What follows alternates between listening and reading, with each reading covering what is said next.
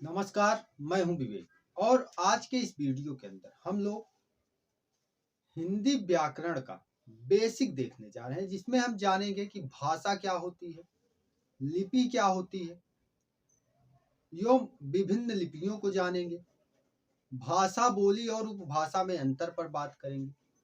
चलिए बढ़ते हैं वीडियो की ओर और एक विस्तृत समझ विकसित करते हैं इस पर। भाषा भाषा क्या होती है? प्रायः हम अपनी भावनाओं को, जो हमारे अंदर मन में कोई विचार आया, हमारे दिमाग में कोई विचार आया, तो उसे हम व्यक्त करने के लिए जिस माध्यम का उपयोग करते हैं वही भाषा होती है। यानी कि हमारे मन के भावों को व्यक्त करने के लिए भाषा का एक अहम महत्व है, एक अहम भूमिका है। हम अपने शिक्षक से बात कर रहे हैं, अपने क्लास टीचर से बात कर रहे हैं स्कूल में, अपने दोस्तों से बात कर रहे हैं, या फिर अपने माता पिता से बात कर रहे हैं, रिश्तेदारों से बात कर रहे हैं, कहीं पर भी हम बात कर रहे हैं, तो वहां पर जो अपनी भावनाओं को प्रेषित करने का साधन है वही भाषा है। अगर भाषा की परिभाषा दी जाए तो किस प्रकार दी जाएगी? तो एक ऐसा माध्यम जिसके द्वारा मनुष्य अपने विचारों का आदान प्रदान करता है वही भाषा कहलाती है। या फिर ऐसे कहें कि भाषा ऐसा माध्यम होती है जिसके द्वारा मनुष्य अपने विचारों का संप्रेषण करता है, अपने विचारों को अपने से दूसरे तक प्रेषित करता है, भेजता है। भाषा के रूप की जब बात करते हैं तो भाषा को हम दो रूपों में विभाजित करते हैं। एक होती है मौखिक भाषा और दूसरी होती है लिखित भाषा। मौखिक भाषा क्या है? मौखिक भाषा भाषा का वह रूप है जिसमें हम अपने विचारों को बोलकर प्रकट करते हैं। और लिखित भाषा भाषा का वह रूप होती है जिसमें हम अपने विचारों को लिखित रूप में प्रकट करते हैं, यानी कि लिख कर अपने विचारों को बताते हैं। जैसे हमारे सामने हमारा क्लास टीचर मौजूद है, हमारा शिक्षक मौजूद है, तो हम उससे बोलकर बातें कह सकते हैं। लेकिन अगर हम कहीं बाहर रह रहे हैं और हमें पिताजी से कोई बात कहनी है तो हम उनसे जो है लिख कर बात कहेंगे, पत्र लिखेंगे। तो ये होता है भाषा का लिखित रूप। आज के जमाने में फिलहाल मौखिक रूप में भी कह सकते हैं, मोबाइल के माध्यम से, फोन के माध्यम से। तो इस प्रकार ये होता है भाषा का लिखित रूप। और मौखिक भाषा जो होती है यह भाषा का प्राचीनतम रूप है और भाषा का अस्थायी रूप इसे माना जाता है। यानी कि जो मौखिक भाषा है यह भाषा का प्राचीनतम रूप है, किंतु यह अस्थायी होती है। क्यों? क्योंकि अगर जैसे मैंने आपसे कोई बात कही और उसके बाद जब मैंने बात कह दी वो बात खत्म हो गई थी, उसके बाद उसका कोई साक्ष्य नहीं है कि मैंने आपसे ये बात कही थी। लेकिन लिखित भाषा में क्या होता है? उसमें साक्ष्य होता है, लिखित में होता है, हाँ ये बात कही गई। तो भाषा का प्राचीनतम रूप मौखिक भाषा को माना जाता है। भाषा का अस्थायी रूप भी यही है और उच्चारित होते ही यह समाप्त हो जाता है। मौखिक भाषा का जो रूप है उच्चारण के तुरंत बाद समाप्त हो जाता है, इसका कोई अस्तित्व नहीं रह जाता और इसे भाषा का प्रधान रूप भी माना जाता है। और इसकी आधारभूत इकाई जो है, इसकी आधारभूत इकाई ध्वनि को माना गया है। यानी कि जो भाषा की आधारभूत इकाई है वह ध्वनि है। यानी कि सबसे पहले भाषा कहाँ बन रही है? ध्वनि के माध्यम से बन रही है और उसके बाद उसे हम शब्दों में पिरोते हैं और फिर अपने सामने वाले तक प्रेषित करते हैं। और लिखित भाषा में क्या होता है? यह भाषा का वह रूप है जो बाद में विकसित हुआ, यानी कि मौखिक भाषा के बाद विकसित हुआ। और भाषा का स्थायी रूप इसे माना जाता है। क्यों माना जाता है? क्योंकि अगर हम लिखित में किसी से कोई बात कह दिए तो लंबे समय तक लिखित रूप में विद्यमान रहता है और यह दीर्घ काल तक विद्यमान रहता है। उसके बाद इसे भाषा का गौड़ रूप भी माना जाता है, जबकि प्रधान रूप मौखिक भाषा को माना जाता है। इसे गौड़ रूप इसलिए माना जाता है क्योंकि यह बाद में विकसित हुई और इसकी आधारभूत इकाई जो होती है वह वर्ण होती है, यानी कि जिसे हम लेटर्स कहते हैं। तो ये रहा मौखिक भाषा और लिखित भाषा। अब बात करते हैं लिपि की। तो लिपि क्या होती है? जैसे हम लिखित भाषा लिख रहे हैं, लिखित भाषा हम लिख रहे हैं, जैसे किसी को पत्र लिख रहे हैं, तो अपने शब्दों को जो ध्वनियां हैं उसको पिरोने के लिए जिन चिन्हों का प्रयोग किया जाता है वही लिपि कहलाती है। यानी कि वर्णों के लेखन को लिपि कहते हैं। यानी कि जो वर्ण हम लिख रहे हैं वही क्या है? लिपियां हैं। ध्वनि को लिखकर प्रस्तुत करने का एक तरीका होती है लिपियां।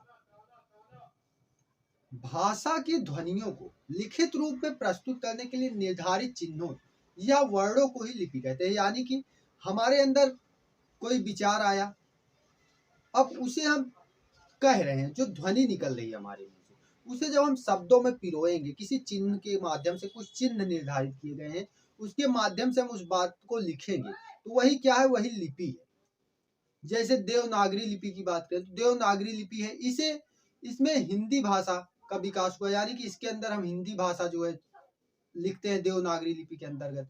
और रोमन लिपि में अगर बात करें तो इसमें रोमन लिपि में इंग्लिश होती है। जैसे देवनागरी लिपि में मैंने लिखा हिंदी, तो हिंदी क्या है, यह जो है ध्वनियों का एक समूह है जिसे हमने शब्दों के माध्यम से, किसी विशेष चिन्ह के माध्यम से लिखा हिंदी।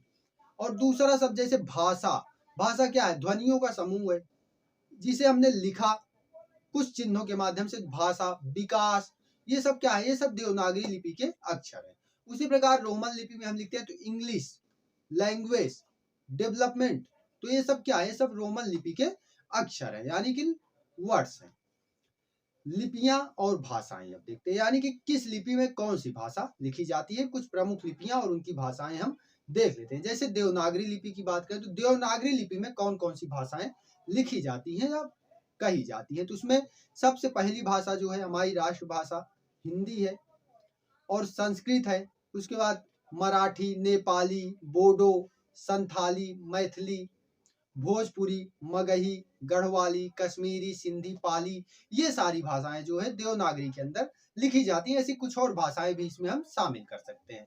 और उसके बाद दूसरी लिपि जो है वह रोमन लिपि है, जिसमें अंग्रेजी, जर्मन, फ्रेंच, स्पेनिश, पुर्तगाली, इतालवी, डच, नॉर्वेजियन, स्वीडिश और पश्चिमी तथा मध्य यूरोप की सभी भाषाएं रोमन लिपि में ही लिखी जाती हैं।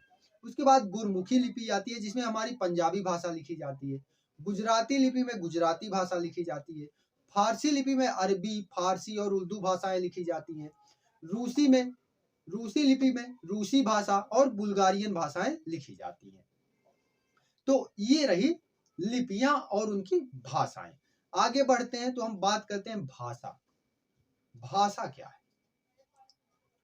यानी कि एक विस्तृत क्षेत्र में विचारों के आदान प्रदान के लिए प्रयुक्त ध्वनियां भाषा कहलाती हैं। यानी कि एक विस्तृत क्षेत्र जो है उसमें जिन ध्वनियों का प्रयोग किया जा रहा है विचारों के आदान प्रदान के लिए, उसे ही भाषा कहेंगे। जैसे हिंदी का क्षेत्र मध्य प्रदेश, राजस्थान, हरियाणा, दिल्ली, उत्तर प्रदेश, बिहार सहित भारत के लगभग 43% क्षेत्र में हिंदी भाषा का विस्तार है, यानी कि हिंदी भाषाएं वहां पर बोली जाती हैं, प्रयोग में लाई जाती है। इसी प्रकार अगर बोली की बात करें तो जैसे हिंदी है, हिंदी ठीक उसी प्रकार हरियाणा में नहीं बोली जाती जिस प्रकार उत्तर प्रदेश में बोली जाती है, ठीक उसी प्रकार नहीं बोली जाती जिस प्रकार बिहार में बोली जाती है।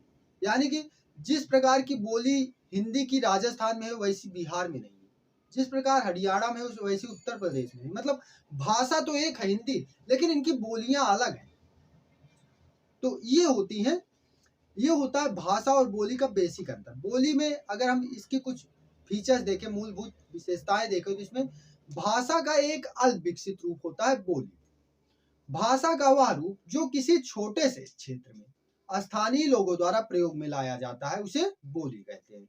जैसे जरूरी नहीं है कि कोई भाषा हमेशा बोली रहे या कोई बोली हमेशा भाषा रहे। जैसे एक समय में अवधी और ब्रज भाषा भाषा हुआ करती थी, किंतु आज इन्हें बोली की श्रेणी में रखा जाता है। वैसे ही जरूरी नहीं जैसे आज हिंदी भाषा है तो आगे भी भाषा बन रही, हो सकता है आगे फिर से बोली में कन्वर्ट हो जाए। इसी प्रकार भाषा का वह रूप जो किसी छोटे क्षेत्र में स्थानीय लोगों द्वारा प्रयोग में लाया जाता है उसे बोली कहते हैं। भाषा और बोली में जो विशेष अंतर है, जो प्रमुख अंतर है, वो यह है कि भाषा का क्षेत्र व्यापक होता है और बोली का क्षेत्र संकीर्ण होता है, यानी कि छोटा होता है, सीमित होता है।